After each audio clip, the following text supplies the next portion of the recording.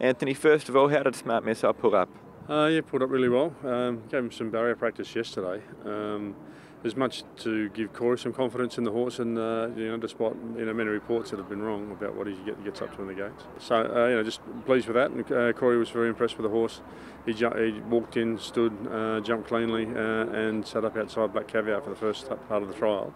At which point, ours was eased down, and she went on to finish the trial. And he's on target then for the Guineas? Yeah, well and truly.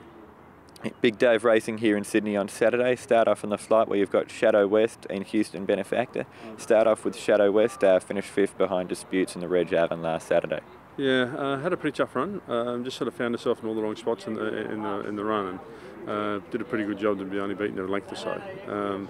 And she's come out of that race really well, worked along nicely yesterday morning, and she goes into this race in pretty good shape. And Houston Benefactor, a bit unlucky last time, was caught wide on the T race. Yeah, once again sort of found herself in a tough spot, 3 deep, face the breeze, and she did a good job to hang on to finish only a couple of lengths behind them. She's trained on really nicely since, and is ready to run her best race. Strike the Stars runs in the Spring Champion Stakes. That was a good win in the Glaming last time. Yeah, very good. He stumbled out of the gates and was well entitled to be running an unlucky second at that point. To get himself together and make the ground that he did and the style that he did was very impressive. And he's trained on nicely since, and he'll go into the Champion Stakes ready to run his best race this campaign. Where would you like to see him in the run on Saturday?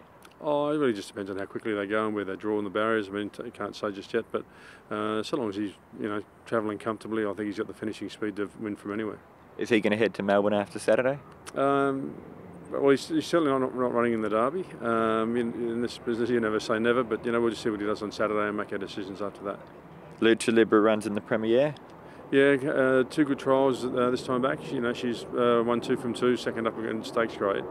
6 furlongs would be a little bit sharp for her perhaps, but it's a good starting point for her, and it gives us a fair indication of where to head with her going through the carnival. In the Epsom Dealer Principal, were there excuses for his performance in the Hill last time? Yeah, I mean, second up 2000, he was always going to be a bit fresh, but he took charge of Karen and went to the lead, and just sort of over-raced, cooked himself. The only good to come out of it was a very good conditioning run, and his work since has reflected that. I was really pleased with his first up run, where he sort of got back and ran on. He's a Group 1 performer, and his work this week would suggest he's getting back to something like that form. And coming back to the 1600, is that in his favour? I think so, yes. In the Metrop, Red Eye Special as well as Home on a Wing, who finished pretty well second behind Green Moon in the Newcastle Cup. Yeah, both horses have run second in the major lead-ups into the Metrop.